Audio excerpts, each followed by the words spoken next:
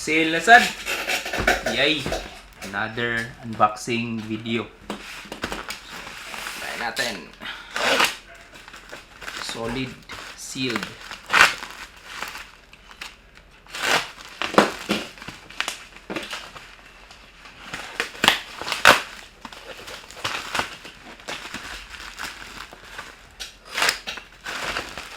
Okay. Uy, freebies. Good thing may freebies. USB lights. Ang box. With my label. No label on box. Wala. Wala. So, let's check. Open this up. Okay. Excited. Oh, white box. So, the box is not damaged.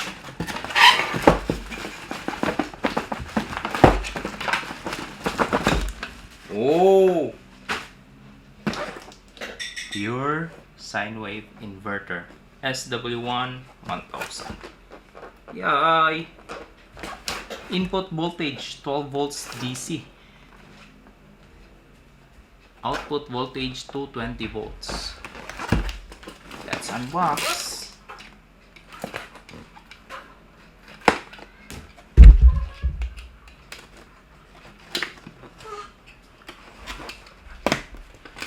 So, oh! Beautiful. So this is the ANERN. ANERN. Okay.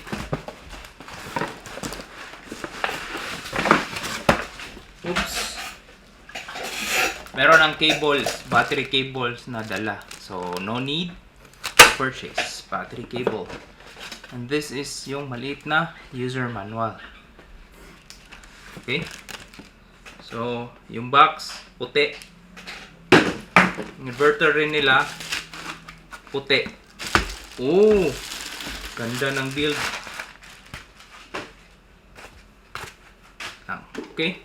So upon seeing, merong dalawang fan, merong positive, negative, tapos merong LCD sa taas.